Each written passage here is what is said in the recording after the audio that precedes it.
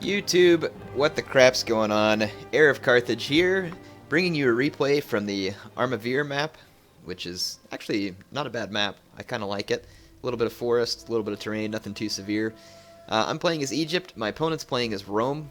I want to have a little bit of discussion about the state of this game in multiplayer, and I don't mean that as a bad thing. It's actually pretty fun in the multiplayer. However, I think that unless there's some changes that come to it, it's going to get boring and play out. As of now, though, it is fun, but the builds are, the competitive builds at least, doesn't mean you can't play with your own builds and make your own rules and have a lot of fun with it in custom battles, because you can.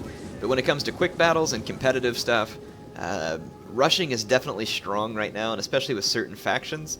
And I'm doing that again here, so I've chosen Egypt for one main reason really, and that's these Galatian Royal Guards. These guys are fantastic. There's very few infantry units that they lose to head-on that aren't pikes, and even the pikes sometimes they'll beat if people spread them out too much. I've got 4 Ptolemaic Cav, and then I have a couple of these interesting units here, which are Galatian Swordsmen. But if you look at the stats on these guys, really not bad for 530 talents. So I wanted to bring them and try them out. I've got 2 African War Elephants, and right now, elephants, I like elephants. I like the damage they cause. They're a little too hard to kill, I think. So I hope they nerf them just a little bit. I don't want to see a lot, because these are needed by certain factions to be competitive. But they are a little bit strong. There are ways to kill them, though. They're not impossible, but it's definitely tough. 2 more Ptolemaic Cav here. So anyway, 4 Galatian Swordsmen, 4 Galatian Royal Guard, 2 African Elephants, and 4 Ptolemaic Cav. Not a very inspiring build in terms of originality, except for the Galatian Swordsmen, which, really, it wouldn't be a whole lot different if I would have just brought a couple more Galatian Guard. That's the more common build. You'll see a 6 Galatian Royal Guard, the 2 Elephants, and the 4 Ptolemaic Cav. Very common build. My Roman opponent has 5 Balearic Slingers, which is a considerable investment, and here you're going to see how this plays out.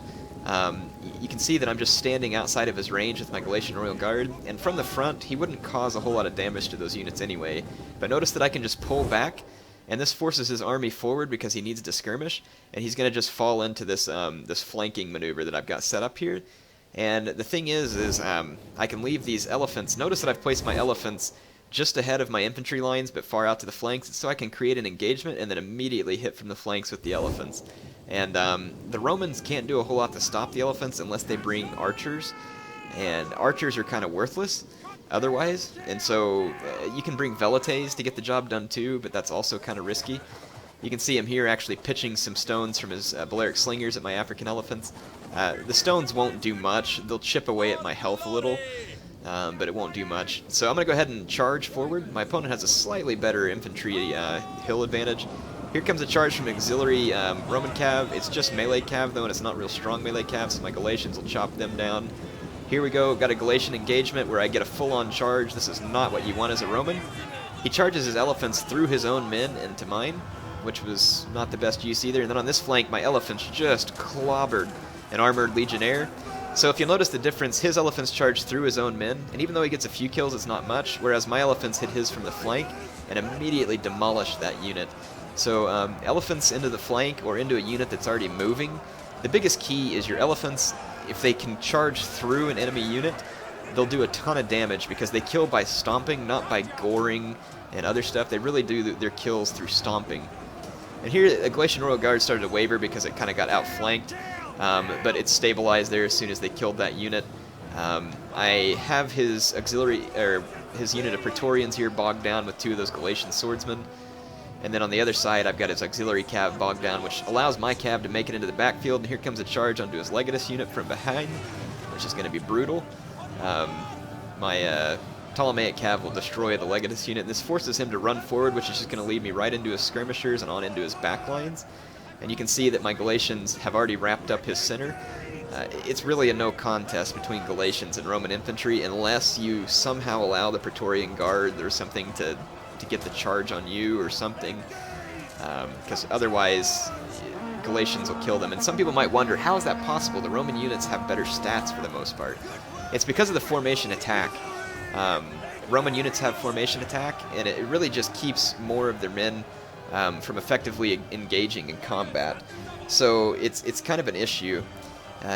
It's something that I think may change a little in patches. It may not. If it doesn't, then it's something you need to understand. So look at the Romans. They fight in formation, which theoretically would be good, but since they fight in formation, fewer of their men are able to deliver blows to my men, and my men spread out and engage on more spaces, which ends up being beneficial for my unit. It also ends up giving outflanking maneuvers to the units that are in fighting in formation.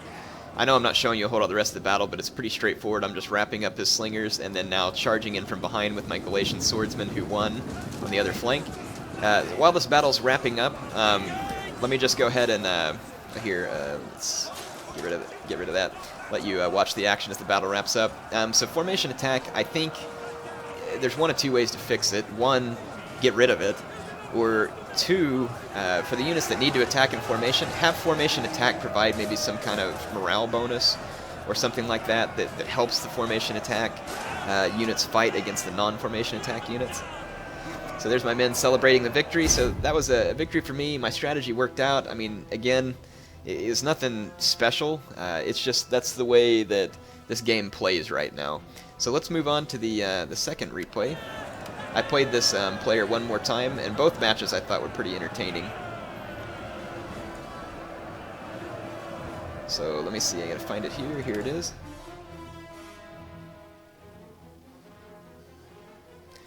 Alright, so this was a Pontus versus Carthage match.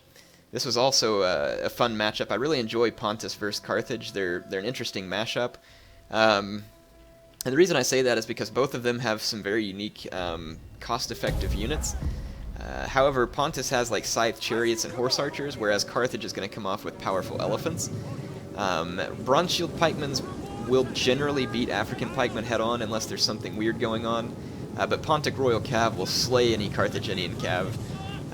However, again, elephants give Carthage that edge, whereas scythe chariots can give Pontus a certain edge. And then I've also brought one unit of Sarmatian mercenary horse archers here, or yeah, Scythian horse archers, sorry. So here's some, I brought these guys basically to run elephants amok. They can fire fire arrows from horseback, which is very helpful. I've also brought some Eastern Javelin men, which for some reason in the replay, they only show up with like 8 missile damage, but in reality these guys have 40 missile damage. I have no idea why that is. Maybe that's something that CA might want to see. I don't know if it creates an issue in the replays, because that is definitely kind of strange. And I brought these guys to support these Cav, and I'll show you what I mean by that. And then, of course, I've got 3 Eastern Slingers for skirmishing purposes. Carthage has Balearic Slingers, and I don't necessarily expect to win. So he's got 4 Balearic Slingers, I think 4 African Pikemen or so, 2 Sacred Band, 2 Carthaginian Hoplites, 3 Noble Cav, 1 African War Elephant, and 1 African Elephant. So, yeah, that's pretty much the Carthaginian army. I start skirmishing, focus fire on 1 Balearic Slinger to try and take it down as quickly as I can. I didn't use precision shot or quick reload because I'm trying to keep my guys from getting exhausted. You can see how he's checked off quick reload here, and it says exertion fatigue. I honestly recommend that you do not use this quick reload if you think you may get into a situation where your slingers need to run away and kite for you to win the battle. Because you're going to watch these guys here. As soon as that kicks in, watch their fatigue. They're fresh right now, but their exertion here will go all the way to exhausted here at any moment. And it makes it to where your guys can't effectively skirmish away. Even though they're not moving, it just basically makes them instantly exhausted. I'll show it to you again here in a minute. My opponent has a distinct skirmishing advantage, but he starts pushing forward, and I think it's because he feels good about this flank. I had to retreat because he was supporting his Cav with a Carthaginian Hoplite, but all I'm going to do is just peel a bronze shield off and destroy that Hoplite, and then I'm going to countercharge his Cav, and I'm bringing my mercenary Scythian archers here to drive his elephants amok. And let's see, so yep, bronze shield's taking him out here. He is going to skirmish now a little bit. We're still firing slinger shots at each other. He will win that eventually. And I brought my javelin men up here to take some pot shots at this Sacred Band. Just trying to wear down their HP and stuff a little. Here comes a straight up engagement between African pikes and bronze shield pikes. I would expect this will go well for me again unless something weird happens. African pikes are good and they're pretty cost effective, but bronze shields are even more cost effective. They have better attack and they have a morale aura. Those guys are actually probably too cost-effective, to be honest. But it is a strength that Pontus badly needs, as most of their infantry isn't that good. So I held up my opponent with some hoplites. I do have a cav fight going out here against some Carthaginian noble cav.